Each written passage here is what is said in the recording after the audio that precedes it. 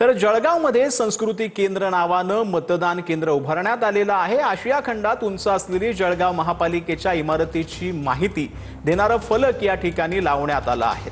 खाद्य संस्कृती प्रसिद्ध असल्यानं वरणबट्टी, वांग्याची भाजी तसंच जळगावला सुवर्ण नगरी म्हणून ओळखल्या जात असल्यानं माहितीचे फलकही लावण्यात आले आहेत।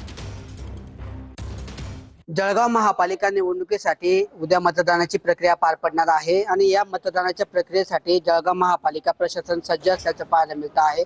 जळगाव शहरामध्ये मतदानाचा टक्का वाढावा यासाठी जळगाव महापालिका प्रशासनाच्या वतीने वेगवेगळे मतदार केंद्र जे आहेत ते आकर्षक पद्धतीने सजवण्यात आलेले आहेत आणि आकर्षकाची सजावट आणि माहितीपूर्ण फलक या ठिकाणी केंद्रांवर लावण्यात आलेले आहे। जळगावची स्वतःची जी महापालिकेची इमारत आहे ती आशिया खंडातली सगळ्यात उंच अशी इमारत असल्याचं या ठिकाणी माहिती लोकांसाठी प्रदर्शित करण्यात आलेली आहे। तर दुसऱ्या बाजूला जे आहे जळगाव मधील असेल किंवा खानदेशातले ती खाद्य संस्कृतीचे महत्त्वाचे पदार्थ आहेत, जसे की शेवभाजी, वांग्याचं भरीत, कळण्याची भाकरी, वरणबट्टी, पुरणपोळी असं या बद्दलची माहिती जी आहे या ठिकाणी देण्यात आलेली आहे। किशोर पाटील, TV9 मराठी, जळगाव। तर मुंबईतील सर्वात मोठ्या असलेल्या धारावी ट्रान्झिट कॅम्प मनपा शाळेतील मतदान केंद्रात मतदानाची जोरदार तयारी करण्यात आली आहे। मतदान केंद्रामध्ये फ्लेमिंगो थीम तयार करण्यात आले। 5 विविध रंगांच्या पावत्या मतदारांना दिल्या जाणार आहेत। त्यानुसार रंगीत कार्पेटवर चालत जाऊन त्यांना मतदान जे आहे ते करता येणार आहे। मुंबईकरांसाठी उद्या लोकशाहीचा सगळ्यात मोठा दिवस आहे आणि मी सध्या मुंबईच्या धारावी ट्रान्झिट कॅम्प मनपा स्कूलच्या आतमध्ये, ज्या ठिकाणची व्यवस्था आपण पाहू शकता। या ठिकाणी एक पोस्टर्स आपल्याला पाहायला मिळत आहेत। उत्सव लोकशाहीचा, गर्व मुंबईचा, अशा आशयाचा जो पोस्टर आहे तो या ठिकाणी लावण्यात आलेला आहे। पाडूबद्दल बऱ्याच संभ्रम लोकांच्या मनामध्ये आहे। याबाबत पूर्वी का माहिती दिली नाही असा पण प्रश्न विचारला जातोय। पाडू उद्याच्या दिवशी लागणार आहे की ज्यावेळी काउंटिंग होईल त्यावेळी त्याची गरज लागेल आणि त्याचं मुख्य काम काय?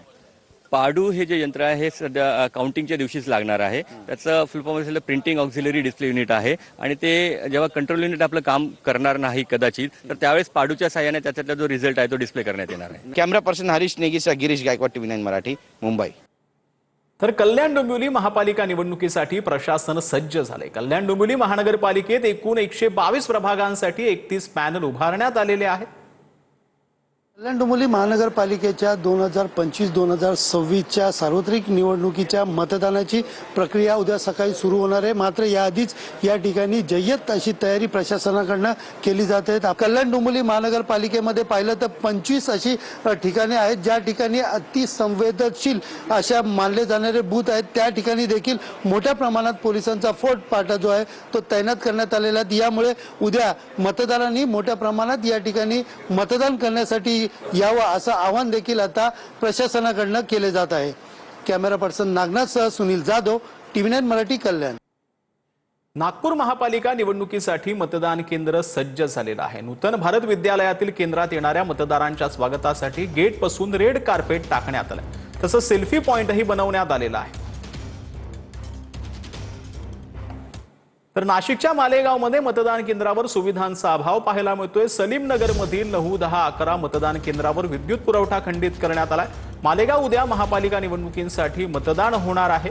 मतदान केंद्रावर सुविधांचा अभाव असल्यामुळे कर्मचाऱ्यांकडून नाराजी व्यक्त करण्यात येते।